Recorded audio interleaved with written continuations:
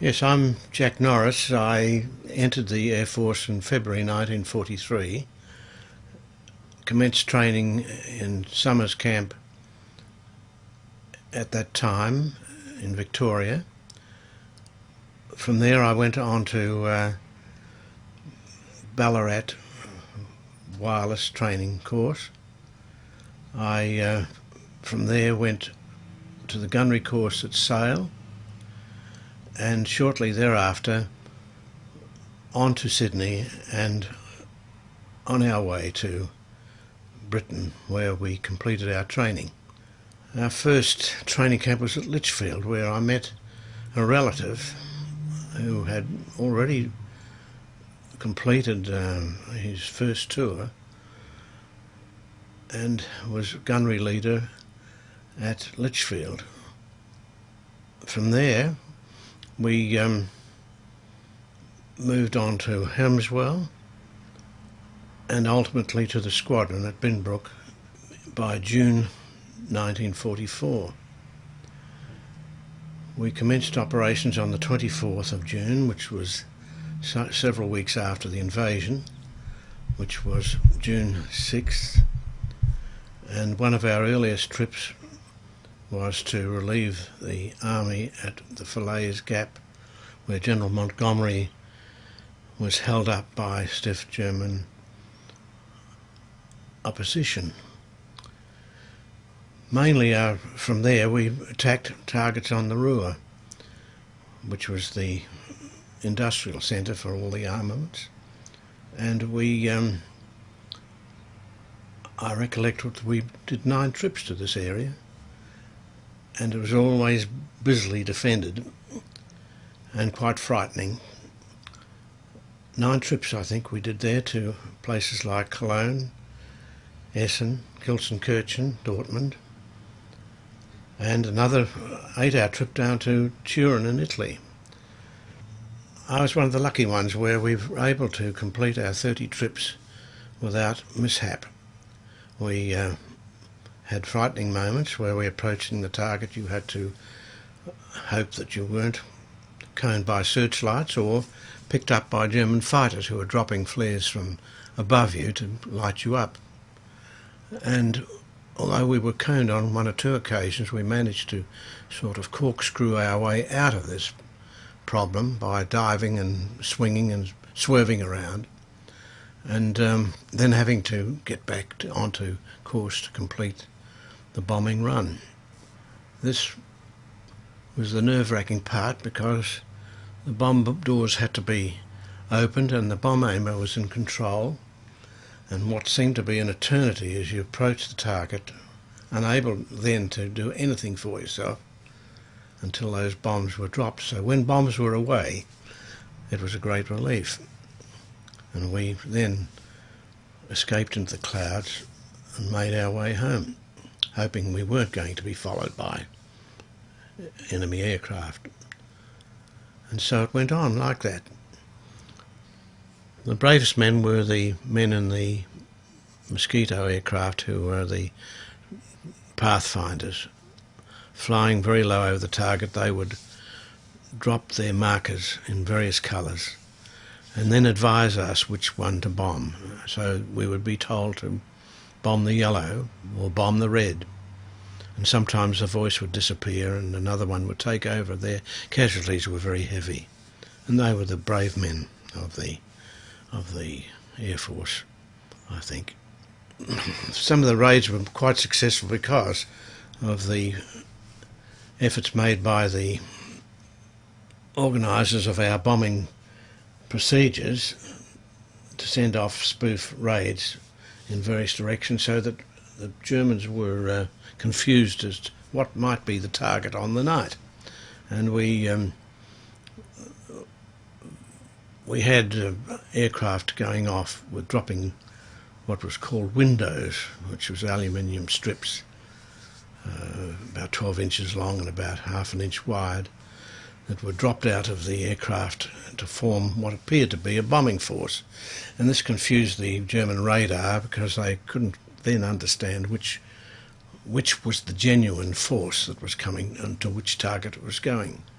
And so all these procedures were there to try to safeguard you from heavy aircraft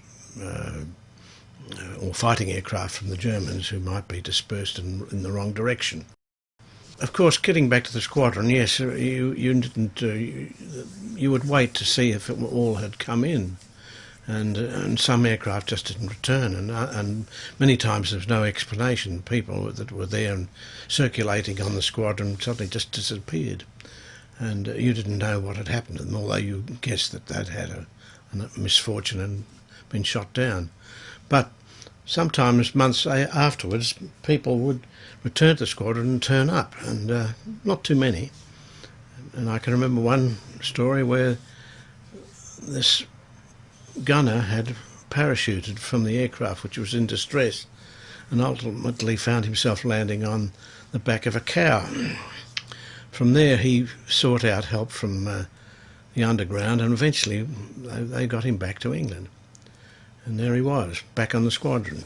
Before we went on to Squadron, it was in England where we were filming fighter aircraft approaching us in target practice, and these were shown afterwards.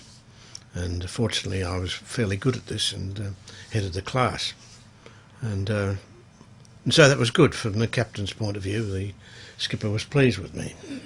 Back to the early days, and the rather primitive ferry battles were being used at Sale for practice shooting targets, and this was pretty unpleasant because they smelt of petrol and other unpleasant odours that came out of the fumes, and you could be quite sick from this if you. That's all. It was only a short course, and just a preliminary before we departed the country. Well, it was cold because we were up at 20,000 feet, and we wore an electric suit, and over that a K-Pock overall, which kept us warm. You could, if you wanted to, wear on top of that other gear which zipped up, but by the time you had all this stuff on, you were very uncomfortable, and being a sort of plump physique and trying to get into the turret, I just used the electric suit sometimes, and if it was going to be colder, they used this K-Pock overall over it. The entrance to the turret was like climbing a ladder. You crawled up and in, and before you took your position, you left your parachute on a bracket in the fuselage. How we would ever get to that, I don't know. If we were in distress and the aircraft was flying upside down or sideways, how we could possibly ever get out of the turret and put on this apparatus onto our harness, I could never imagine.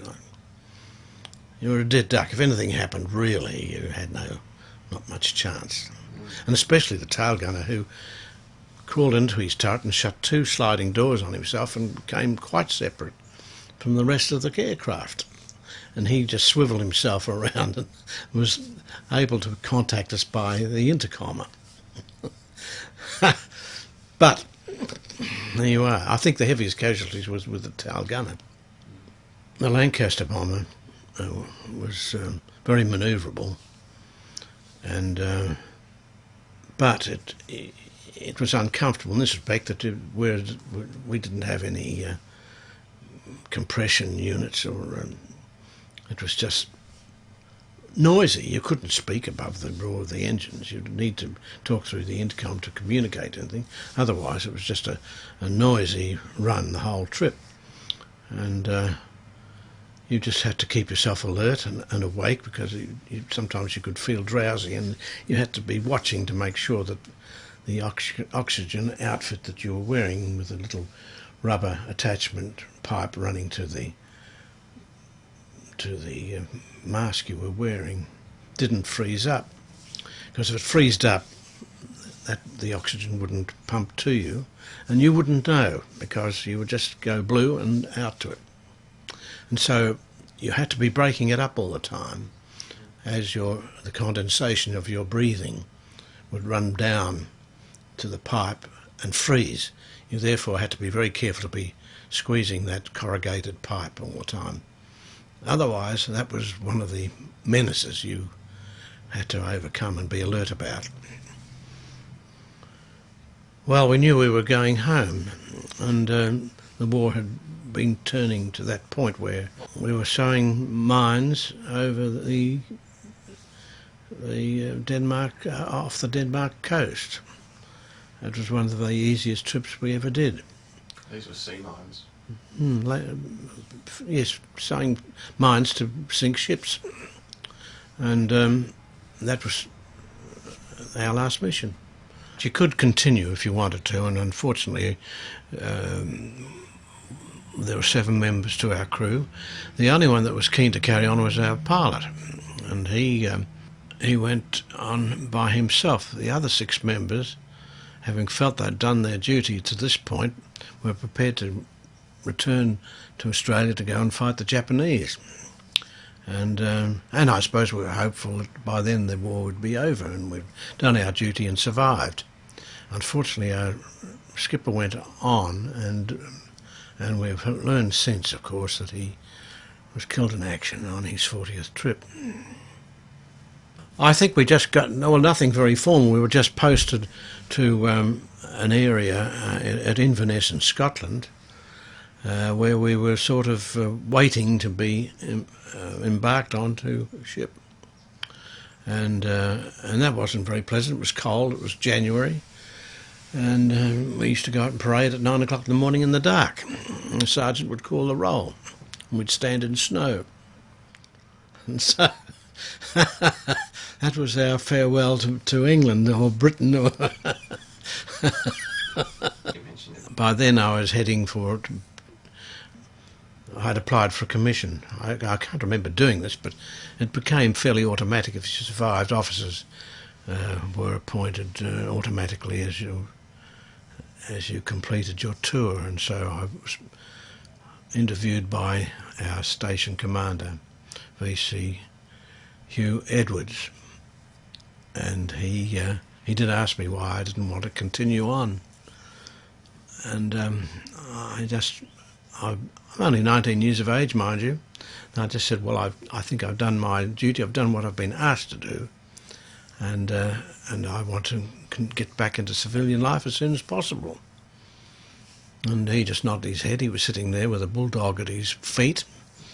He was the group captain, VC, and later governor of Western Australia, I think he became. He had tremendous war record and gongs all over his uniform. He had performed remarkably.